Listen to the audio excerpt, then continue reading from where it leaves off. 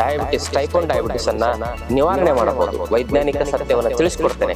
ರಾತ್ರಿ 9 ಗಂಟೆ ಮಲಗಬೇಕು, ಬೆಳಗ್ಗೆ 5 ಗಂಟೆಗೆ ಏಳ್ಬೇಕು.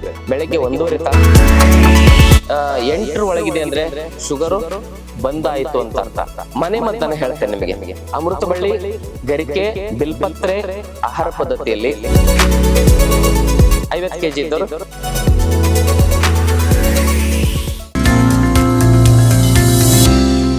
ಶ್ರೀ ಗುರು ಬಸವಲಿಂಗಾಯ ನಮಃ. ಓಂ ನಮಃ ಶಿವಾಯ. ಸರ್ವರಿಗೂ ಭಕ್ತಿಯ ಶರಣು ಶರಣಾರ್ಥಿ. ನಾನು ನಿಮ್ಮ ಯೋಗ ಗುರು ವೈದ್ಯ ಶ್ರೀ ಚನ್ನಬಸವಣ್ಣ, ಶ್ರೀಗಂಗಾ ಯೋಗ ನಿಸರ್ಗ ಚಿಕಿತ್ಸಾ ಹಾಗೂ ಆಯುರ್ವೇದ ಸಂಶೋಧನಾ ಕೇಂದ್ರ, ಆರೋಗ್ಯ ಮಹಾಮನೆ, ಬೆಂಗಳೂರು ಹುಬ್ಬಳ್ಳಿ ದಾಡದ ಹತ್ತಿರ ಮೂರ್ಕಟ್ಟಿ. ಆತ್ಮೀಯರೇ, ತಮ್ಮೆಲ್ಲರಿಗೂ ನಮ್ಮ ಯೂಟ್ಯೂಬ್ ಚಾನಲ್ಗೆ ಭಕ್ತಿಯ ಸ್ವಾಗತ. ಇವತ್ತಿನ ಸಂಚಿಕೆಯಲ್ಲಿ natural way to reverse type 1 and type 2 diabetes. ಭಾಳ ಜನರಿಗೆ ಕನ್ಫ್ಯೂಸ್ ಆಗ್ತದೆ. ಟೈಪ್ 1 ಡಯಾಬಿಟಿಸ್ ರಿವರ್ಸ್ ಆಗೋದಿಲ್ಲ, ಇನ್ಸುಲಿನ್ ತಗೊಳ್ಳೇಬೇಕು, ಇದು ಸಂಪೂರ್ಣವಾಗಿ ಇದು ನಿವಾರಣೆ ಆಗಲಿಕ್ಕೆ ಸಾಧ್ಯನೇ ಇಲ್ಲ ಅಂಥೇಳಿ ಭಾಳ ಜನ ಹೇಳಿರ್ತಾರೆ. 100ಕ್ಕೆ 99% ಜನರ ಡಯಾಬಿಟಿಸ್ ಟೈಪ್ 1 ಡಯಾಬಿಟಿಸನ್ನು ನಿವಾರಣೆ ಮಾಡಬಹುದು. ವೈಜ್ಞಾನಿಕ ಸತ್ಯವನ್ನು ತಿಳಿಸ್ಕೊಡ್ತೇನೆ. ಟೈಪ್ 2 ಡಯಾಬಿಟಿಸ್ 100ಕ್ಕೆ 100 ಜನರಲ್ಲಿ ನಿವಾರಣೆ ಮಾಡಬಹುದು. ನಿವಾರಣೆ ಮಾಡಬಹುದು ಅಂತ ನಾನು ಹೇಳೋದಕ್ಕಿಂತ ನಿವಾರಣೆ ಮಾಡಿಕೊಳ್ಳಬಹುದು ಅಂತ ಹೇಳೋದು ಸರಿ ಅನಿಸುತ್ತೆ ಅಂತ ನನಗೀಗ ಅನಿಸ್ತಾ ಇದೆ. ಯಾಕಂದ್ರೆ ನಿಮ್ಮ ಪ್ರಯತ್ನದಿಂದ ಅದು ರಿವರ್ಸ್ ಆಗುತ್ತೆ ಹೊರತು ಯಾವ ಔಷಧಿಯಿಂದನೂ ಕೂಡ ಸಾಧ್ಯ ಇಲ್ಲ. ಹಾಗಾಗಿ ನೀವೇನು ಪ್ರಯತ್ನ ಮಾಡಬೇಕು? ರಾತ್ರಿ 9 ಗಂಟೆ ಮಲಗಬೇಕು, ಬೆಳಗ್ಗೆ 5 ಗಂಟೆಗೆ ಏಳಬೇಕು. ಬೆಳಗ್ಗೆ 1.5 ತಾಸು ಯೋಗ ಪ್ರಾಣಾಯಾಮ ಮಾಡಬೇಕು. ಆಮೇಲೆ ಆಹಾರ ಪದ್ಧತಿಯಲ್ಲಿ ಸೊಪ್ಪು, ತರಕಾರಿ, ಹಣ್ಣುಗಳನ್ನು ಹೆಚ್ಚು ಸೇವನೆ ಮಾಡಬೇಕು. ಗ್ಲೈಸಿಮಿಕ್ ಇಂಡೆಕ್ಸ್ ಅನ್ನ ರಿವರ್ಸ್ ಮಾಡ್ತಕ್ಕಂಥ, ಗ್ಲೈಸಿಮಿಕ್ ಇಂಡೆಕ್ಸ್ ಅನ್ನ ಬ್ಯಾಲೆನ್ಸ್ ಮಾಡ್ತಕ್ಕಂಥ ಆಹಾರ ಪದ್ಧತಿ ಇದು. ಅಂದ್ರೆ ಕಾರ್ಬೋಹೈಡ್ರೇಟ್ ಕಮ್ಮಿ ಇರಬೇಕು, ಪ್ರೋಟೀನ್, ಮಿನರಲ್ಸು, ವಿಟಮಿನ್ಸು, ಫೈಬರು ಇದೆಲ್ಲ ಬ್ಯಾಲೆನ್ಸ್ ಇರತಕ್ಕಂಥ ಡೈಟ್ ಅಂದರೆ ಸೊಪ್ಪು ತರಕಾರಿಗಳ ಹೆಚ್ಚು ಸೇವನೆ ಮಾಡೋದು. ಅದಕ್ಕೆ ಒಂದು ಮೆಥಡನ್ನು ನಿಮಗೆ ಹೇಳಿಕೊಡ್ತೇನೆ.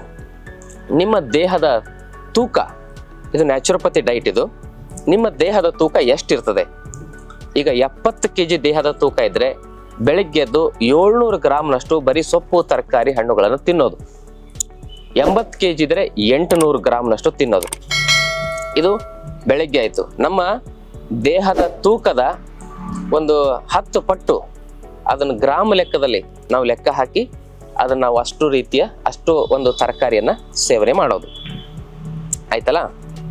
10 ಪಟ್ಟು ಹೆಚ್ಚಿಗೆ, ನಮ್ಮ ದೇಹದ ತೂಕದ 10 ಪಟ್ಟು ಹೆಚ್ಚಿಗೆ ಗ್ರಾಮ್ ಲೆಕ್ಕದಲ್ಲಿ ಸೇವನೆ ಮಾಡೋದು. ಅಂದ್ರೆ 70 × 10 700, 80 × 10 800. 90 kg ಇದ್ದವರು 900 ಗ್ರಾಮ್. ಬರೋಬ್ಬರಿ 1 ಕ್ವಿಂಟಲ್ ಇರ್ತಾರೆ ಕೆಲವು ಜನ, ಅವರು 1 kg ತರಕಾರಿ ತಿನ್ನೋರು. ಹೀಗೆ 50 kg ಇದ್ದವರು 500 ಗ್ರಾಮ್, ಅರ್ಧ kg. ಆ ತೂಕಕ್ಕೆ ಅನುಗುಣವಾಗಿ ತಿನ್ನಬೇಕು. ಕಮ್ಮಿ ತಿಂದ್ರೆ ಆಹಾರ ಆಗುತ್ತೆ, ಅದಕ್ಕಿಂತ ಹೆಚ್ಚಿಗೆ ತಿಂದ್ರೂ ಕೂಡ ಒಳ್ಳೇದು, ಅಷ್ಟು ತಿಂದ್ರೂ ಕೂಡ ಅದು ಔಷಧಿಯಾಗಿ ಕೆಲಸ ಮಾಡುತ್ತೆ. ಇನ್ನು ಮಧ್ಯಾಹ್ನ ಏನು ಮಾಡೋದು? ಒಂದು ಪ್ಲೇಟ್ನಲ್ಲಿ ತರಕಾರಿ, ಸೊಪ್ಪು ಮತ್ತು ಹಣ್ಣು, 2ನೇ ಪ್ಲೇಟ್ನಲ್ಲಿ ರೊಟ್ಟಿ, ಅನ್ನ, ಪಲ್ಯ, ಏನು ಬೇಕಾದ್ರೂ ನೀವೇನು ತಿಂತಿರಲ್ಲ ಆಹಾರ, ಒಳ್ಳೆಯ ಆಹಾರ. ಮತ್ತು ಏನು ಬೇಕಾದ್ರೆ ಎಲ್ಲ ಫಾಸ್ಟ್ ಫುಡ್, ಜಂಕ್ ಫುಡ್ ಅಲ್ಲ, ಮನೇಲಿ ತಯಾರಿಸಿರ್ತಕ್ಕಂಥ ಆಹಾರ, ಅದನ್ನ ಪಲ್ಯ, ಸಾಂಬಾರು ಇದನ್ನ 2ನೇ ಪ್ಲೇಟಲ್ಲಿ ಇಟ್ಕೊಳ್ರಿ. ಮೊದಲು 1ನೇ ಪ್ಲೇಟ್ ಖಾಲಿ ಮಾಡಬೇಕು, ಆಮೇಲೆ 2ನೇ ಪ್ಲೇಟ್ ತಿನ್ಬೇಕು. 1ನೇ ಪ್ಲೇಟಲ್ಲಿ ಏನಿರ್ತದೆ? ಸೊಪ್ಪು, ತರಕಾರಿ, ಹಣ್ಣು ಇರ್ತದೆ, ಹಸಿದು. ಅದನ್ನು ತಿನ್ಬೇಕು. ಅದು ಎಷ್ಟಿರ್ಬೇಕಂದ್ರೆ ನಮ್ಮ ದೇಹದ ತೂಕ ಇಂಟು 5. ಅಂದ್ರೆ ಮೊದಲು 10 ಮಾಡಿದ್ವಲ್ಲ ಬೆಳಗ್ಗೆ, ಈಗ 5. ಅಂದ್ರೆ 70 kg ಇದ್ರೆ 350 ಗ್ರಾಮ್ನಷ್ಟು, 80 kg ಇದ್ರೆ 400 ಗ್ರಾಮ್ ಅಷ್ಟು, 50 kg ಇದ್ರೆ 250 ಗ್ರಾಮ್ನಷ್ಟು. ನಾವೇನು ಮಾಡ್ಬೇಕಂದ್ರೆ ಈ ತರಕಾರಿ, ಸೊಪ್ಪು, ಹಣ್ಣುಗಳನ್ನು ಸೇವನೆ ಮಾಡಿ ಆಮೇಲೆ ಎಷ್ಟು ಹೊಟ್ಟೆ ಹಿಡಿಸುತ್ತೆ ಅಷ್ಟು ಆಹಾರ ಸೇವನೆ ಮಾಡಬೇಕು. ಇನ್ನು ಸಾಯಂಕಾಲದ ಹೊತ್ತು 6 ಗಂಟೆ ಒಳಗಡೆ ಆಹಾರ ಸೇವನೆ ಮಾಡಬೇಕು. ಅದು ಏನಿರಬೇಕಂದ್ರೆ ಸಿರಿಧಾನ್ಯಗಳ ಗಂಜಿ, ಸಿರಿಧಾನ್ಯಗಳ ಕಿಚಡಿ, ಆಮೇಲೆ ಅಥವಾ ಸ್ಟೀಮ್ ಮಾಡಿರ್ತಕ್ಕಂಥ ಸೊಪ್ಪು, ತರಕಾರಿ. ಇದಿಷ್ಟು ಬೆಳಿಗ್ಗೆ, ಮಧ್ಯಾಹ್ನ, ರಾತ್ರಿ ಇದೇನೇನು ಸೇವನೆ ಮಾಡ್ಬೇಕಂತ ಇಷ್ಟು ಹೇಳ್ಬಿಟ್ಟಿದ್ದೀನಿ. ಬೆಳಿಗ್ಗೆ ಪೂರ್ತಿ ತರಕಾರಿ, ಸೊಪ್ಪು, ಹಣ್ಣುಗಳು, ಮಧ್ಯಾಹ್ನ ಸೊಪ್ಪು, ತರಕಾರಿ, ಹಣ್ಣುಗಳ ಜೊತೆಗೆ ಆಹಾರ, ಸಾಯಂಕಾಲ ಸಿರಿಧಾನ್ಯಗಳ ಕಿಚಡಿ ಅಥವಾ ಸ್ಟೀಮ್ಡ್ ವೆಜಿಟೇಬಲ್ ಅಥವಾ ಅಂಬ್ಲಿ. ಇದಿಷ್ಟನ್ನ ನೀವು ಸೇವನೆ ಮಾಡಿದರೆ ಮೊದಲ ವಾರದಲ್ಲೇ ಕೆಲವು ಜನ ಡಯಾಬಿಟಿಸ್ ಮೆಡಿಸಿನ್ ಬಿಡ್ತಕ್ಕಂಥ ಅನಿವಾರ್ಯತೆ ಬರ್ತದೆ. ಕೆಲವು ಜನರಿಗೆ 1 ತಿಂಗಳು ತೆಗೆದುಕೊಳ್ಬಹುದು. 150 ಶುಗರ್ ಬಂತಂದ್ರೆ ಆಫ್ಟರ್ ಫುಡ್ ನೀವು ಇಂಗ್ಲಿಷ್ ಔಷಧಿನ ಅರ್ಧ ಮಾಡ್ಬೋದು. 120 ಬಂತಂದ್ರೆ ಇಂಗ್ಲಿಷ್ ಔಷಧಿನ ಪೂರ್ತಿ ಬಿಡ್ಬೋದು. ಮುಖ್ಯವಾಗಿ ನೀವು ನೋಡಬೇಕಾಗಿರೋದು HbA1c. HbA1c 6 ಒಳಗಿದ್ರೆ ಶುಗರ್ ಇಲ್ಲ ಅಂತ ಅರ್ಥ. 6ರಿಂದ 8 ಒಳಗಿದೆ ಅಂದ್ರೆ ಶುಗರು ಬಂದಾಯಿತು ಅಂತ ಅರ್ಥ. 8ರ ಮೇಲೆ ಹೋಗ್ತಾ ಇದೆ ಅಂದ್ರೆ ಜಾಸ್ತಿ ಆಯ್ತು ಅಂತ. 10ರ ಮೇಲೆ ಹೋಯ್ತು ಅಂದ್ರೆ ವಿಪರೀತವಾಗಿದೆ ಅಂತ ಅರ್ಥ. ಅದರಿಂದ ಸುಮಾರು ಸೈಡ್ ಎಫೆಕ್ಟ್ ಆಗ್ತವೆ. ಅದಕ್ಕೆ HbA1c ಬ್ಯಾಲೆನ್ಸ್ ಮಾಡ್ತಕ್ಕಂಥ, ನಮ್ಮ ಬಿಫೋರ್ ಫುಡ್ ಆಫ್ಟರ್ ಫುಡ್ ಶುಗರನ್ನು ಕೂಡ ಬ್ಯಾಲೆನ್ಸ್ ಮಾಡ್ತಕ್ಕಂಥ, ಗ್ಲೈಸೆಮಿಕ್ ಇಂಡೆಕ್ಸ್ ಅನ್ನ ಸರಿಯಾಗಿ ಕ್ರಿಯಾಶೀಲಗೊಳಿಸ್ತಕ್ಕಂಥ ಬ್ಯಾಲೆನ್ಸ್ ಮಾಡುವ ಆಹಾರ ಪದ್ಧತಿ ಇದು. ಇದನ್ನ ಮಾಡಿ ನೀವು 1 ತಿಂಗಳಾದ್ಮೇಲೆ ನಿಮ್ಮ ರಿಸಲ್ಟ್ ಏನಿದೆ ಅಂತ ಇದೇ ವಿಡಿಯೋದ ಕಮೆಂಟ್ ಬಾಕ್ಸ್ ಅಲ್ಲಿ ನಮಗೆ ತಿಳಿಸಿ. ಇದು ಒಂದು. ಇನ್ನು ಎರಡನೇದ್ದು ಮನೆ ಮದ್ದನ್ನ ಹೇಳ್ತೇನೆ ನಿಮಗೆ. ಆ ಮನೆ ಮದ್ದನ್ನ ಸುಲಭವಾಗಿ ನೀವು ಮಾಡ್ಕೋಬಹುದು, ಎಲ್ಲ ಕಡೆ ಸಿಗುತ್ತೆ ನೋಡಿ. ಗರಿಕೆ ಎಲ್ಲ ಕಡೆ ಸಿಗುತ್ತೆ. ಅಂದ್ರೆ ಮನೆ ಮದ್ದು ಹೇಳ್ಬೇಕಂದ್ರೂ ಕೂಡ ಸಿಗುವಂತ ಮನೆ ಮದ್ದು ಹೇಳ್ಬೇಕು, ಸಿಗದೇ ಇರತಕ್ಕಂಥ ಮನೆ ಮದ್ದು ಹೇಳಿದ್ರೆ ಪ್ರಯೋಜನ ಇಲ್ಲ. ಗರಿಕೆ, ಅಮೃತ ಬಳ್ಳಿನೂ ಕೂಡ ಎಲ್ಲ ಕಡೆ ಸಿಗುತ್ತೆ, ಇಲ್ಲಾಂದ್ರೆ ಗ್ರಂಥಿಗೆ ಅಂಗಡಿಯಲ್ಲಿ ಸಿಗ್ತದೆ, ಇಲ್ಲಾಂದ್ರೆ ನಮ್ಮ ಆಶ್ರಮದಿಂದ ಒರಿಜಿನಲ್ ಅಮೃತ ಬಳ್ಳಿ ಚೂರ್ಣವನ್ನ ತಾವು ತರಿಸಿ ಸೇವನೆ ಮಾಡಬಹುದು. ಒರಿಜಿನಲ್ ಅಂದ್ರೆ ಏನಂದ್ರೆ, ಕೆಲವು ಜನ ಅದನ್ನ ಓಲ್ಡ್ ಸ್ಟಾಕು ಯಾವತ್ತೋ ಒಂದು 10 ವರ್ಷದ್ದು, 5 ವರ್ಷದ್ದು, 3-4 ವರ್ಷದ್ದು ಆ ಒಂದು ಬೇರನ್ನ ಪುಡಿ ಮಾಡಿ ಅದೇನೋ ಬೂದಿ ಲೆಕ್ಕದಲ್ಲಿ ಇರ್ತದೆ, ಅಂತ ಪುಡಿಯನ್ನು ಕೊಡ್ತಾರೆ. ಅದಲ್ಲ, ಫ್ರೆಶ್ ಆಗಿರ್ತಕ್ಕಂಥದ್ದೇ ಹೆಚ್ಚು ಉಪಯೋಗಕಾರಿ ಅಂತ ಹೇಳಿ ನಮ್ಮ ಆಯುರ್ವೇದ ಶಾಸ್ತ್ರದಲ್ಲಿ ಚರಕ ಸಂಹಿತೆ, ಸುಶ್ರುತ ಸಂಹಿತೆ ಎಲ್ಲ ಒಂದು ಶಾಸ್ತ್ರ ಗ್ರಂಥಗಳಲ್ಲೂ ಹೇಳಿದ್ದಾರೆ. ಫ್ರೆಶ್ ಆಗಿರಬೇಕು ಹರ್ಬು. ಅದನ್ನ 1 ತಿಂಗಳು 2 ತಿಂಗಳದ ಒಳಗಡೆನೆ ಅದನ್ನ ನಾವೇನ್ ಮಾಡ್ಬೇಕು, ಕಿತ್ತು ತಂದು ಪುಡಿ ಮಾಡಿರಬೇಕು. ಅದು ಮ್ಯಾಕ್ಸಿಮಮ್ ಅಂದ್ರೆ ಒಂದು 6 ತಿಂಗಳು 1 ವರ್ಷ ಇರ್ತದೆ. ಹಾಗೆ ಕೆಲವು ಚೂರ್ಣಗಳನ್ನ 3-4 ವರ್ಷ ಎಕ್ಸ್ಪೈರಿ ಡೇಟ್ ಹಾಕಿರ್ತಾರೆ. ಅದು ಹೇಗೆ ಹಾಕಿರ್ತಾರ ಅಂತೇಳಿ ನಮ್ಗೆ ಅರ್ಥ ಆಗೋದಿಲ್ಲ. ಹಾಗಾಗಿ ಈ ಚೂರ್ಣವನ್ನ ಅಮೃತ ಬಳ್ಳಿ, ಗರಿಕೆ, ಬಿಲ್ಪತ್ರೆ, ಆಮೇಲೆ ನೆಲನೆಲ್ಲಿ, ಭೂಮಿ ಆಮ್ಲ ಅಂತ ಹೇಳ್ತಾರೆ, ಇವೆಲ್ಲ ಸಿಗ್ತವೆ, ಎಲ್ಲ ಕಡೆಗೆ ಸಿಗ್ತವೆ. ಈ 4 ಆಯ್ತು. ಇನ್ನ ಅರ್ಜುನ ಚಕ್ಕೆ, ಇದು ಮಾತ್ರ ಹೊರಗಡೆ ಆಯುರ್ವೇದಿಕ್ ಗ್ರಂಥಿಗಳಲ್ಲಿ ಸಿಗ್ತದೆ, ಅದನ್ನ ತರಬಹುದು. ಹೀಗೆ ಈ 5 ರೀತಿಯ ಒಂದು ಚಕ್ಕೆ ಆಗಿರ್ಬೋದು, ಈ ಒಂದು ಪದಾರ್ಥಗಳಾಗಿರ್ಬೋದು ಒಣಗಿಸಿ ಪುಡಿ ಮಾಡಬೇಕು. ಈ ಪುಡಿಯನ್ನ ಸಮ ಪ್ರಮಾಣದಲ್ಲಿ 100 ಗ್ರಾಮು ಅಥವಾ 200 ಗ್ರಾಮು ಅಥವಾ 1/4 kg ಮಿಶ್ರಣ ಮಾಡಿ ಒಂದು ಡಬ್ಬದಲ್ಲಿ ಹಾಕಿಟ್ಕೋಬೇಕು. ಇದು ಒಂದ್ಸರಿ ಮಾಡಿ ಇಟ್ಕೊಂಡ್ರೆ 6 ತಿಂಗಳು ಬಳಸ್ಬೋದು. ಅದನ್ನ ಬೆಳಗ್ಗೆ 1 ಚಮಚ, ಸಾಯಂಕಾಲ 1 ಚಮಚ ಖಾಲಿ ಹೊಟ್ಟೆಯಲ್ಲಿ ಸೇವನೆ ಮಾಡ್ಬೇಕು.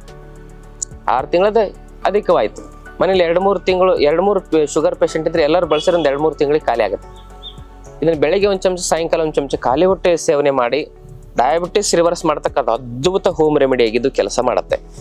ಮತ್ತೆ ಇನ್ನಷ್ಟು ಹೋಮ್ ರೆಮಿಡಿ ಅಂದ್ರೆ 1 ಚಮಚ ನೆನೆಸಿದ ಮೊಳಕೆ ಕಾಳನ್ನ, ಮೆಂತ್ಯ ಕಾಳನ್ನ ಬೆಳಗ್ಗೆ ದಗದಗ ತಿನ್ನಿ, ಅದು ಶುಗರಿಗೆ ಒಳ್ಳೆಯದು. ಆಮೇಲೆ ನೇರಳೆ ಹಣ್ಣಿನ ಸೀಸನ್ ಅಲ್ಲಿ ನೇರಳೆ ಹಣ್ಣು ತಿನ್ನಿಸ್ತಾ ಬನ್ನಿ, ಅದು ಶುಗರಿಗೆ ಒಳ್ಳೆಯದು. ಹಾಗಲಕಾಯಿ ಪಲ್ಯ ತಿನ್ನಿ, ಅದು ಶುಗರಿಗೆ ಒಳ್ಳೆಯದು.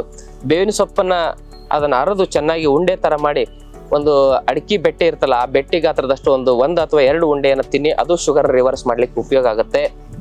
ಆಮೇಲೆ ತಂಗಡಿ ಹೂವಿನ ಕಷಾಯವನ್ನು ಕುಡಿರಿ, ಆಮೇಲೆ ಬಿಲ್ಪತ್ರೆ ಕಷಾಯವನ್ನ ಕುಡಿರಿ, ಇದು ಕೂಡ ಶುಗರ್ ರಿವರ್ಸ್ ಆಗ್ಲಿಕ್ಕೆ ತುಂಬಾ ಅದ್ಭುತವಾಗಿ ಕೆಲಸ ಮಾಡುತ್ತೆ. ಹಾಗೆ ಚಹಾ ಕಾಫಿಯನ್ನು ಬಿಟ್ಟು, ಸಂಪೂರ್ಣವಾಗಿ ಚಹಾ ಕಾಫಿಯನ್ನು ಬಿಡಲೇಬೇಕು, ಇಲ್ಲಾಂದ್ರೆ ಶುಗರ್ ರಿವರ್ಸ್ ಆಗಲ್ಲ. ಫಾಸ್ಟ್ ಫುಡ್, ಜಂಕ್ ಫುಡ್ ಇವೆಲ್ಲ ಬಿಟ್ರೆ ಮಾತ್ರ ಶುಗರ್ ರಿವರ್ಸ್ ಆಗೋದು. ನೀವು ಕಷಾಯವನ್ನ ಸೇವನೆ ಮಾಡ್ಬೋದು. ನಮ್ಮಲ್ಲೂ ಕೂಡ ಸುಮಾರು ಒಂದು 50-60 ವನಮೂಲಿಕೆಯನ್ನು ಹಾಕಿ ಶುಭೋದಯ ಕಷಾಯ ಅಂತ ಮಾಡಿದ್ದೇವೆ. ಅದನ್ನ ತರಿಸ್ಕೊಂಡು ಕುಡಿದ್ರೆ ಶುಗರ್ ರಿವರ್ಸ್ ಆಗ್ಲಿಕ್ಕೂ ಹೆಲ್ಪ್ ಆಗುತ್ತೆ, ಬಾಡಿ ಫ್ರೆಶ್ ಆಗುತ್ತೆ, ಮೈಂಡ್ ಫ್ರೆಶ್ ಆಗುತ್ತೆ. ಅದು ಬರೀ ಕಷಾಯ ಅಲ್ಲ, ನಮ್ಮ ರಿಫ್ರೆಶ್ಮೆಂಟ್, ರೀಸ್ಟಾರ್ಟ್ ಮಾಡ್ತಕ್ಕಂಥ, ರೆಜ್ಯುನೇಷನ್ ಮಾಡ್ತಕ್ಕಂಥ ಒಂದು ಔಷಧಿ ತರನದು ಕೆಲಸ ಮಾಡುತ್ತೆ. ಅದರಲ್ಲಿ ಜಟಾಮಾಸಿ, ಶಂಖಪುಷ್ಪಿ, ಅಶ್ವಗಂಧ, ಜ್ಯೇಷ್ಠ ಮಧು, ಇನ್ನೂ ಹಲವಾರು ವನಮೂಲಿಕೆಯನ್ನು ಹಾಕಿ ತಯಾರಿಸಿದ್ದೇವೆ. ಗೋಕ್ಷೂರನ ಹಾಕಿದ್ದೇವೆ, ಅದನ್ನ ತಾವು ತರಿಸ್ಕೋಬಹುದು. ಇನ್ನು ಇದಾದ ಮೇಲೆ ಒಂದಿಷ್ಟು ಯೋಗಾಸನಗಳನ್ನ ನಿಮಗೆ ತಿಳಿಸ್ಕೊಡ್ತೇನೆ ಶುಗರ್ ಅನ್ನು ರಿವರ್ಸ್ ಮಾಡ್ಲಿಕ್ಕೆ. ಒಂದು ಸೂರ್ಯ ನಮಸ್ಕಾರವನ್ನ ನೀವು ಕಂಪಲ್ಸರಿ ಮಾಡ್ಬೇಕು, ಡಯಾಬಿಟಿಸ್ ಇರೋರು. ಆ ಸೂರ್ಯ ನಮಸ್ಕಾರ ಹೇಗೆ ಮಾಡೋದು ಅಂತ ಹೇಳಿ ನಾವೊಂದು ವಿಡಿಯೋದಲ್ಲಿ ಆಲ್ರೆಡಿ ಹೇಳಿದ್ದೇನೆ. ಅದನ್ನ ತಾವು ನೋಡ್ಕೊಂಡು ಮಾಡ್ಬೋದು. ವೈದ್ಯಶ್ರೀ ಚನ್ನಬಸವಣ್ಣ ಸೂರ್ಯ ನಮಸ್ಕಾರ ಅಂತ ಸರ್ಚ್ ಮಾಡಿದ್ರೆ ನಿಮಗೆ ಸಿಗ್ತದೆ. ವಜ್ರಾಸನದಲ್ಲಿ ಕುತ್ಕೋಬೇಕು, ಕೈಯನ್ನ ಈ ರೀತಿ ಮುಷ್ಟಿ ಮಾಡ್ಬೇಕು, ಆದಿ ಮುದ್ರೆ. ನಿಧಾನವಾಗಿ ಉಸಿರು ಬಿಡ್ತಾ ಮುಂದೆ ಬಾಗ್ಬೇಕು, ಉಸಿರು ತೆಗೆದುಕೊಳ್ತಾ ವಾಪಸ್. ಇದು ಮಂಡೂಕಾಸನ. ಇದನ್ನ ಒಂದು 5ರಿಂದ 10 ನಿಮಿಷ ಮಾಡ್ಬೋದು ನೀವು. ಒಂದು ಆಸನ ಇದು. ಇನ್ನು 2ನೇ ಆಸನ ವಕ್ರಾಸನ. ಹೀಗೆ ಬಲಗೈ ಮಡಚಿದ್ದೀನಿ, ಬಲಗೈ ಹಿಂದೆ, ಎಡಗೈನ ರೀತಿ ಬಳಸಿ ಟ್ವಿಸ್ಟ್ ಮಾಡೋದು. ಇದು ವಕ್ರಾಸನ. 2 ಕಡೆಯಿಂದ ಅಭ್ಯಾಸ ಮಾಡೋದು. ಇದನ್ನ ಒಂದು 5ರಿಂದ 10 ನಿಮಿಷ ಮಾಡಿ. ವಕ್ರಾಸನ. ಆಮೇಲೆ ಮೂರನೇ ಆಸನ ಪಶ್ಚಿಮೋತ್ತನಾಸನ. ಎರಡು ಕೈಯನ್ನು ಅಗಲ ಮಾಡಿ ನಿಧಾನ ಉಸಿರು ಬಿಡ್ತಾ ಮುಂದೆ ಬಾಗಿ ಹಣೆಯನ್ನು ಮೊಣಕಾಲಿಗೆ ಸ್ಪರ್ಶ ಮಾಡಲಿ ಪ್ರಯತ್ನ ಮಾಡಿ. ಹೀಗೆ ಇಲ್ಲೇ ಹೋಲ್ಡ್ ಮಾಡ್ಬೋದು.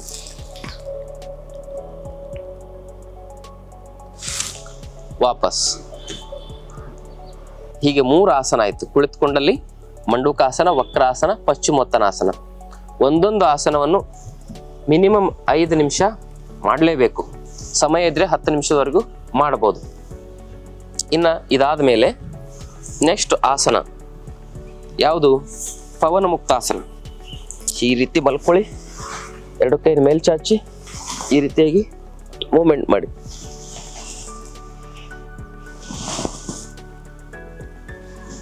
ಪವನ ಮುಕ್ತಾಸನ ಅಂತ ಹೇಳ್ತಾರೆ ಇದಕ್ಕೆ.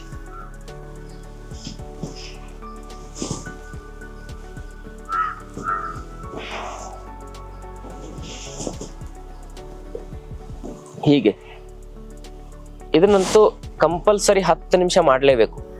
ಉಸಿರು ತೆಗೆದುಕೊಳ್ತಾ ಕೈ ಮೇಲೆ ಎತ್ತಬೇಕು, ಉಸಿರು ಬಿಡ್ತಾ ಕಾಲು ಮಡಚಿ ಈ ರೀತಿ ಹಣೆಗೆ ಸ್ಪರ್ಶ ಮಾಡ್ಬೇಕು ಮೊಣಕಾಲನ್ನ. ಇದು 10 ನಿಮಿಷ ಮಿನಿಮಮ್ ಮಾಡಲೇಬೇಕು. ಡಯಾಬಿಟಿಸ್ ಅನ್ನು ಸಂಪೂರ್ಣ ರಿವರ್ಸ್ ಮಾಡಲಿಕ್ಕೆ, ಹೊಟ್ಟೆ ಬೊಜ್ಜನ್ನು ಕರಗಿಸ್ಲಿಕ್ಕೆ ಅದ್ಭುತ ಆಸನ ಇದು. ಇನ್ನಿದಾದ ಮೇಲೆ ಏನ್ ಮಾಡ್ಬೇಕಪ್ಪ ಅಂತ ಹೇಳಿದ್ರೆ, ಮತ್ತೊಂದು ಆಸನ ಹೊಟ್ಟೆ ಮೇಲೆ ಮಲ್ಕೊಂಡು ಮಾಡ್ತಕ್ಕಂಥ ಆಸನ.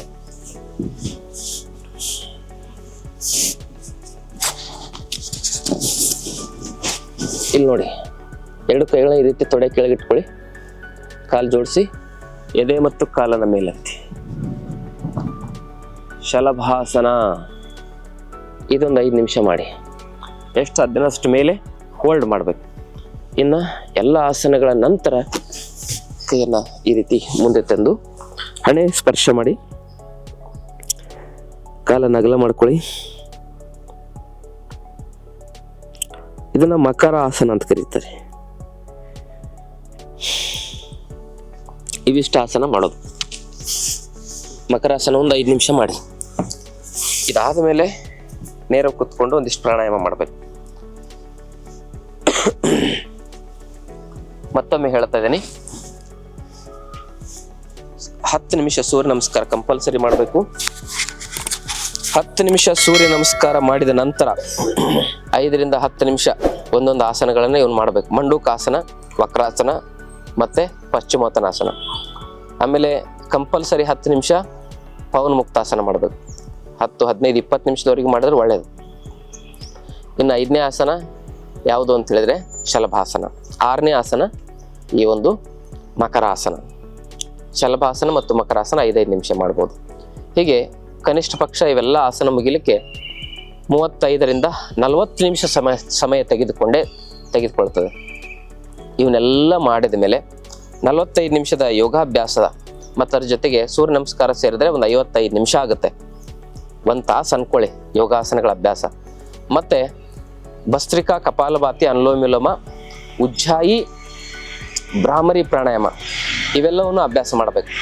ಭಸ್ತ್ರಿಕಾ ಮಾಡೋದು ಹೇಗೆ? ಮೂಗನ ಪರೀಕ್ಷೆ ಮಾಡ್ಕೊಳ್ಳಿ. ಒಂದು ಮೂಗಿನ ಹೊಳ್ಳೆಯಲ್ಲಿ ಹೆಚ್ಚು ಶ್ವಾಸ ಬರ್ತದೆ, ಇನ್ನೊಂದು ಮೂಗಿನ ಹೊಳ್ಳೆಯಲ್ಲಿ ಕಮ್ಮಿ ಶ್ವಾಸ ಬರ್ತದೆ. ಹೆಚ್ಚು ಶ್ವಾಸ ಬರುವ ಮೂಗನ್ನ ಮುಚ್ಚಿ, ಕಮ್ಮಿ ಶ್ವಾಸ ಬರುವ ಮೂಗನ್ನ ತೆರೆದು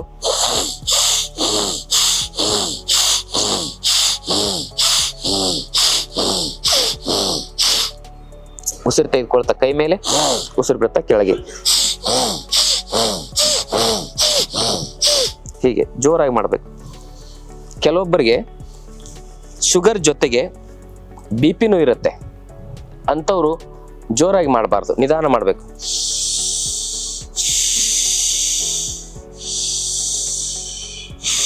ಹೀಗೆ ಬರೀ ಶುಗರ್ ಮಾತ್ರ ಇದೆ ಅನ್ನೋರು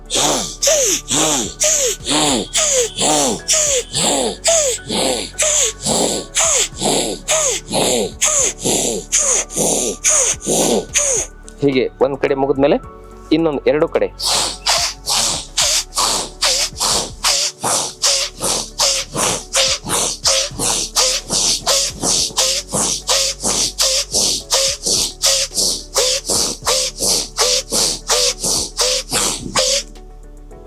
ಹೀಗೆ 21 ಬಾರಿ ಮಾಡ್ಬೇಕು.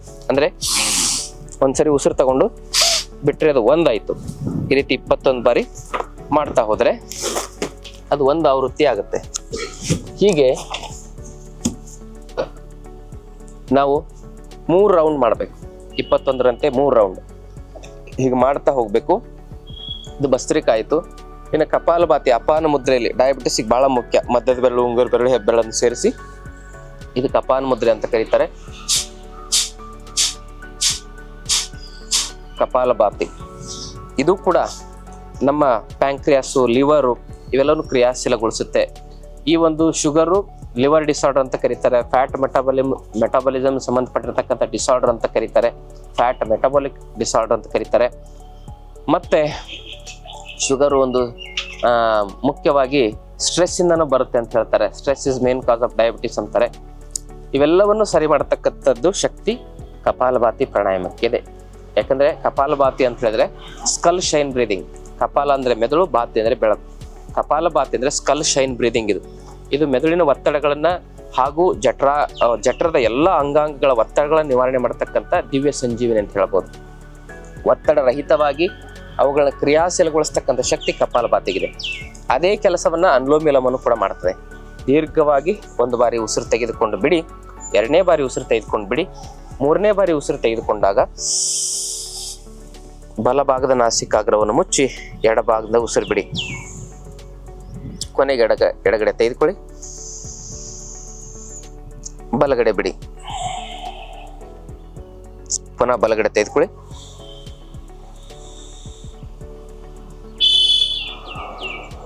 ಎಡಗಡೆ ಬಿಡಿ. ಹೀಗೆ ಎಡದಿಂದ ಬಲಕ್ಕೆ, ಬಲದಿಂದ ಎಡಕ್ಕೆ. ಅನುಲೋಮ ವಿಲೋಮ ಪ್ರಾಣಾಯಾಮ, ಇದರ ಬಗ್ಗೆನೇ ಒಂದು ವಿಶೇಷ ವಿಡಿಯೋ ಮಾಡಿ ಹಾಕಿದ್ದೀನಿ. ವೈದ್ಯಶ್ರೀ ಚನ್ನಬಸವಣ್ಣ ಅನುಲೋಮ ವಿಲೋಮ ಪ್ರಾಣಾಯಾಮ ಅಂತ ಸರ್ಚ್ ಮಾಡಿ ಸಿಗುತ್ತೆ. ಇದರಿಂದ ಏನೆಲ್ಲ ಪ್ರಯೋಜನ ಆಗುತ್ತೆ ಹೇಗೆ ಅಂತ ಡೀಟೇಲ್ ಮಾಡಿ ಹಾಕಿದ್ದೀನಿ. ಅನುಲೋಮ ವಿಲೋಮ ಪ್ರಾಣಾಯಾಮ ಒಂದು 10 ನಿಮಿಷ, ಕಪಾಲಭಾತಿ ಪ್ರಾಣಾಯಾಮ 10 ನಿಮಿಷ, ಭ್ರಾಮರಿ ಪ್ರಾಣಾಯಾಮ ಒಂದು 5 ನಿಮಿಷ. ಅದಕ್ಕಿಂತ ಮೊದಲು ಉಜ್ಜಾಯಿ ಪ್ರಾಣಾಯಾಮ ಒಂದು 5 ನಿಮಿಷ. ಉಜ್ಜಾಯಿ ಹೇಗೆ ಮಾಡೋದು?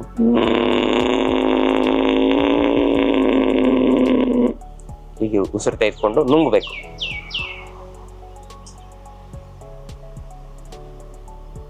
ಆಮೇಲೆ ಕತ್ತು ಮೇಲೆತ್ತಿ ಎಡಗಡೆಯಿಂದ ಉಸಿರು ಬಿಡಬೇಕು. ಉಸಿರು ತೆಗೆದುಕೊಂಡು ಉಸಿರನ್ನು ನುಂಗಿ ಹೋಲ್ಡ್ ಮಾಡಿ, ಎಷ್ಟೊತ್ತಾಗುತ್ತೋ ಅಷ್ಟು ಹೋಲ್ಡ್ ಮಾಡಿ, ಆಮೇಲೆ ಎಡಗಡೆಯಿಂದ ಉಸಿರು ಬಿಡೋದು. ಉಜ್ಜಾಯಿ. ಇದರಿಂದ ನಮ್ಮ ಥ್ರೋಟಿಗೆ ಸಂಬಂಧಪಟ್ಟಿರ್ತಕ್ಕಂಥ ಸಮಸ್ಯೆಗಳು ಬರಲ್ಲ. ಥೈರಾಯ್ಡ್ ಕಂಪ್ಲೀಟ್ ಆಗಿ ಕ್ಯೂರ್ ಆಗ್ಲಿಕ್ಕೆ ಉಜ್ಜಾಯಿ ಪ್ರಾಣಾಯಾಮ ಬೆಸ್ಟ್. ಹೈಪರ್ ಆಗಿರ್ಬೋದು, ಹೈಪೋ ಆಗಿರ್ಬೋದು. ಟಾನ್ಸಿಲಿಟಿ ಸಮಸ್ಯೆ ಇರೋರಿಗೆ, ಕೋಲ್ಡ್ ಅಲರ್ಜಿ ಇರೋರಿಗೆ, ಇಮ್ಯುನಿಟಿ ತುಂಬ ಸಮಸ್ಯೆ ಇರೋರಿಗೆ ಈ ಉಜ್ಜಾಯಿ ಪ್ರಾಣಾಯಾಮ ಬೆಸ್ಟ್ ಹೆಲ್ಪ್ ಮಾಡ್ತವೆ.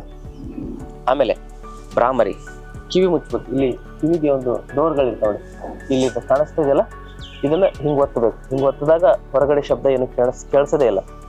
ಹೀಗೆ ಇಲ್ಲಿದೆ ಅಲ್ಲ, ಕೆಲವು ಜನ ಹಿಂಗೆ ಮುಚ್ತಾರೆ, ಹಂಗಲ್ಲ, ಇದನ್ನು ಮುಚ್ಚಬೇಕು. ಹಿಂಗೆ ಒತ್ತಿ 2 ಕಡೆ ಹಿಂಗೆ ಒತ್ತಿದ್ರೆ ಏನು ಹೊರಗಡೆ ಶಬ್ದ ಕೇಳಿಸೋದೇ ಇಲ್ಲ. ಹೀಗೆ 2 ಕಿವಿಗಳು ಮುಚ್ಚಿ ಉಸಿರು ತೆಗೆದುಕೊಳ್ಳಿ. ಉಸಿರು ಬಿಡ್ತಾ ಬಿಡ್ತಾ ಶಬ್ದ ಮಾಡೋದು.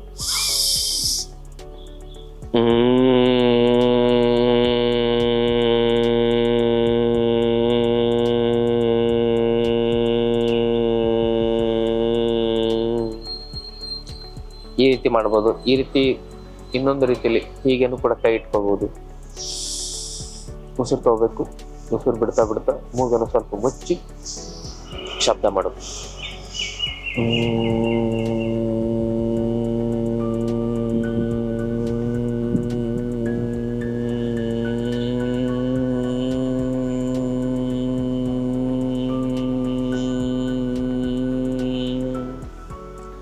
ರಿಲ್ಯಾಕ್ಸ್. ಇವೆಲ್ಲ ಪ್ರಾಣಾಯಾಮಗಳು ಏನು ಮಾಡುತ್ತೆ ಅಂದರೆ ನಮ್ಮ ಮೆಂಟಲ್ ಮತ್ತು ಫಿಸಿಕಲ್ ಬ್ಯಾಲೆನ್ಸ್ ಮಾಡಿ ನಮ್ಮ ಶರೀರದಲ್ಲಿ ಹಾರ್ಮೋನ್ ಸೆಕ್ರೇಷನ್ ಸರಿಯಾಗಿ ಕ್ರಿಯಾಶೀಲಗೊಳಿಸಿ, ಟೈಪ್ 1 ಡಯಾಬಿಟಿಸ್ಗೆ ಮುಖ್ಯವಾಗಿ ಆಟೋಇಮ್ಯೂನ್ ಡಿಸೀಸ್ ಅಂತ ಕರೀತಾರೆ. ನಮ್ಮ ಇಮ್ಯುನಿಟಿ ನಮ್ಮ ವಿರುದ್ಧನೇ ಕೆಲಸ ಮಾಡುತ್ತೆ. ನಮ್ಮ ಬೀಟಾ ಸೆಲ್ಸ್ ಪ್ಯಾಂಕ್ರಿಯಾಸನ್ನು ಹಾಳು ಮಾಡಿ ಅಲ್ಲಿ ಇನ್ಸುಲಿನ್ ಉತ್ಪತ್ತಿಯನ್ನು ತುಂಬ ಹಾಳು ಮಾಡುತ್ತೆ. ಆವಾಗ ಬರುತ್ತೆ ಟೈಪ್ 1 ಡಯಾಬಿಟಿಸ್. ಅದಕ್ಕೆ ಇಮ್ಯೂನ್ ಸೆಲ್ಸ್ಗಳನ್ನು ಟ್ಯೂನ್ ಮಾಡಿ ಅಲ್ಲಿ ಆ ಒಂದು ಆಟೋಇಮ್ಯೂನ್ ಸಿಸ್ಟಮ್ ಏನು ನಮ್ಮಲ್ಲಿ ಏನಾಗಿರುತ್ತೆ, ಹದಗೆಟ್ಟಿರ್ತದೆ, ಆಟೋಇಮ್ಯುನಿಟಿ ವ್ಯತ್ಯಾಸ ಆಗಿರ್ತದೆ, ಆಟೋಇಮ್ಯೂನ್ ಡಿಸೀಸ್ ಏನಾಗಿರುತ್ತೆ ಅದನ್ನು ಸರಿಪಡಿಸ್ತಕ್ಕಂಥ ಈ ಒಂದು ಅದ್ಭುತ ಶಕ್ತಿ ಈ ಪ್ರಾಣಾಯಾಮಗಳಿಗಿದೆ. ಆಮೇಲೆ ಒತ್ತಡಗಳಿಗೆ ಯಾವ ಔಷಧಿ ಪರಿಹಾರ ಇಲ್ಲ. ಮಾನಸಿಕ ಒತ್ತಡಗಳಿಗೆ ಪ್ರಾಣಾಯಾಮನೇ ಪರಿಹಾರ. ಅನ್ನಮಯ ಕೋಶ, ಪ್ರಾಣಮಯ ಕೋಶ, ಮನೋಮಯ ಕೋಶ ಆನಂದಮಯ ಕೋಶ, ವಿಜ್ಞಾನಮಯ ಕೋಶ ಅಂತ ಪಂಚಕೋಶಗಳಿದಾವೆ. ಅನ್ನಮಯ ಕೋಶಕ್ಕೆ ಭೌತಿಕ ಆಹಾರ ಪದಾರ್ಥದಿಂದ ಮನೆಮದ್ದಿಂದ ನಾವು ಪರಿಹಾರ ಕಂಡುಕೊಳ್ಬಹುದು. ಮನೋಮಯ ಕೋಶಕ್ಕೆ ಪ್ರಾಣಾಯಾಮನೇ ಬೆಸ್ಟ್. ಪ್ರಾಣಾಯಾಮದಿಂದ ಮನೋಮಯ ಕೋಶ ಶುದ್ಧಿಯಾಗುತ್ತೆ. ಆನಂದಮಯ ಕೋಶ, ಅನ್ನಮಯ ಕೋಶ, ಪ್ರಾಣಮಯ ಕೋಶ, ಮನೋಮಯ ಕೋಶ, ಪ್ರಾಣಮಯ ಕೋಶ ಅಂತ ಹೇಳಿದ್ರೆ ನಮ್ಮ ಪ್ರಾಣಶಕ್ತಿನ ಫಿಲ್ಟ್ರೇಷನ್ ಮಾಡಿ ಆ ಮೂಲಕವಾಗಿ ಮನಸ್ಸನ್ನ ಸ್ವಚ್ಛಗೊಳಿಸ್ತಕ್ಕಂಥ ಶಕ್ತಿ ಪ್ರಾಣಾಯಾಮಗಳಿಗಿದೆ. ಅನ್ನಮಯ, ಪ್ರಾಣಮಯ, ಮನೋಮಯ, ಮತ್ತೆ ಆಮೇಲೆ ಆನಂದಮಯ, ವಿಜ್ಞಾನಮಯ ಕೋಶಗಳು, ವಿಜ್ಞಾನ ಮತ್ತು ಕೊನೆಗೆ ಆನಂದ. ಈ ಒಂದು ಮನಸ್ಸಿಗೆ ಯಾವುದು ಸತ್ಯ ಯಾವುದು ಸುಳ್ಳು ಅನ್ನುವ ಒಂದು ಸರಿಯಾದ ಅರಿವಿರೋದಿಲ್ಲ, ಭ್ರಾಂತಿ ಇರ್ತದೆ. ಅದಕ್ಕೆ ಅನ್ನಮಯ ಕೋಶ ಆಹಾರದ ಶುದ್ಧಿ ಆದ್ರೆ, ಪ್ರಾಣಮಯ ಕೋಶ ಮತ್ತು ಮನೋಮಯ ಕೋಶ ಪ್ರಾಣಾಯಾಮ ಮತ್ತು ಧ್ಯಾನದಿಂದ ಶುದ್ಧಿ ಆಗುತ್ತೆ. ಅದರಿಂದ ನಮ್ಮಲ್ಲಿ ಅರಿವು ಜಾಗೃತಿ ಆಗುತ್ತೆ. ಅದಕ್ಕೆ ವಿಜ್ಞಾನಮಯ ಕೋಶ ಅಂತ ಹೇಳ್ತಾರೆ. ಆಮೇಲೆ ಅರಿವು ಜಾಗೃತಿ ಆದ್ಮೇಲೆ ಆನಂದಮಯ ಕೋಶ ಜಾಗೃತಿ ಆಗುತ್ತೆ. ಅಂದ್ರೆ ಮನುಷ್ಯ ಏನೇ ಬರಲಿ ಅದನ್ನು ನಗನಗತ ಸ್ವೀಕರಿಸಿ ಆ ಸವಾಲುಗಳನ್ನು ಎದುರಿಸಿ ಸತ್ಯಶುದ್ಧವಾದ ಬದುಕನ್ನು ನಡೆಸುವುದರ ಮೂಲಕವಾಗಿ ತಾನೂ ಚೆನ್ನಾಗಿರ್ತಾನೆ, ತಮ್ಮ ಜನರನ್ನು ಕೂಡ, ತಮ್ಮ ಕುಟುಂಬ, ತಮ್ಮ ಸಮಾಜವನ್ನು ಕೂಡ ಚೆನ್ನಾಗಿಡ್ಲಿಕ್ಕೆ ಅವನು ಕಾರಣೀಭೂತನಾಗ್ತಾನೆ. ಯೋಗ ಅಂದ್ರೆ ದೈಹಿಕ, ಮಾನಸಿಕ, ಸಾಮಾಜಿಕ, ಆಧ್ಯಾತ್ಮಿಕ, ಭಾವನಾತ್ಮಕ ಆರೋಗ್ಯ ಅಂತ ಹೇಳಿ ನಾವು ಹೇಳ್ಬೋದು. ಸಮದೋಷ ಸಮಾಗ್ನಿಶ್ಚ ಸಮಧಾತು ಮಲಕ್ರಿಯ ಪ್ರಸನ್ನಾತ್ಮೇಂದ್ರಿಯ ಮನಸ್ವಸ್ಥ ಇತ್ಯ ವಿಧೇಯತೆ ಅಂತೇಳಿ ಆಯುರ್ವೇದ ಏನ್ ಹೇಳುತ್ತೆ, ಇಂದ್ರಿಯ ಮನಸ್ಸುಗಳನ್ನ ಸಂಪೂರ್ಣ ದೈಹಿಕ ಆರೋಗ್ಯ, ಮಾನಸಿಕ ಆರೋಗ್ಯವನ್ನ ಸದೃಢವಾಗಿರ್ತಕ್ಕಂಥ ಕೆಲಸ ಪ್ರಾಣಾಯಾಮಗಳು ಮಾಡ್ತವೆ. ಇವಿಷ್ಟು ಪ್ರಾಣಾಯಾಮ ಮಾಡಿ. ಭಸ್ತ್ರಿಕಾ 5 ನಿಮಿಷ, ಕಪಾಲಭಾತಿ 10 ನಿಮಿಷ, ಅನುಲೋಮ ವಿಲೋಮ 10 ರಿಂದ 15 ನಿಮಿಷ, ಉಜ್ಜಾಯಿ 5 ನಿಮಿಷ, ಭ್ರಾಮರಿ 5 ನಿಮಿಷ. ಇವಿಷ್ಟು 5 ಪ್ರಾಣಾಯಾಮಗಳನ್ನ ಈ ನಿಯಮಿತವಾಗಿ ಇಷ್ಟು ಸಮಯ ಕೊಟ್ಟು ನೀವು ಮಾಡಿದ್ರೆ ಡಯಾಬಿಟಿಸ್ ಗ್ಯಾರಂಟಿ ನಿವಾರಣೆ ಆಗುತ್ತೆ. ಹಾಗೆ ಆಗುತ್ತೆ. ನಿಮಗೇನಾದರೂ ಡೌಟ್ ಇದ್ರೆ ನಮ್ಮ ಆಶ್ರಮಕ್ಕೆ ಬಂದು ಈ ಪ್ರಾಣಾಯಾಮಗಳನ್ನು ಕಲಿಬಹುದು. 5 ದಿನದ ಆರೋಗ್ಯ ಶಿಬಿರ ಇದೆ. ಆ ಆರೋಗ್ಯ ಶಿಬಿರಕ್ಕೂ ಕೂಡ ತಾವು ಭಾಗವಹಿಸಬಹುದು ಅಂತಕ್ಕಂಥ ಮಾತನ್ನು ಹೇಳ್ತಾ, ನಾವೇ ಆ ಆರೋಗ್ಯ ಶಿಬಿರದಲ್ಲಿ ನಿಮಗೆ ನೇರವಾಗಿ ಮಾರ್ಗದರ್ಶನ ಮಾಡ್ತೇವೆ. ಆಹಾರ ಪದ್ಧತಿ, ಜೀವನ ಪದ್ಧತಿ ಬಗ್ಗೆ ಒಂದು 5 ದಿನದ ಶಿಬಿರದಲ್ಲಿ ಆ ಆಶ್ರಮದಲ್ಲಿ ತುಂಬಾ ಒಳ್ಳೆಯ ವಾತಾವರಣ, ಆ ವಾತಾವರಣವೂ ಕೂಡ ನಮಗೆ ಒಂದು ಪೂರಕವಾಗಿ ಕೆಲಸ ಮಾಡ್ಬೇಕಲ್ವಾ.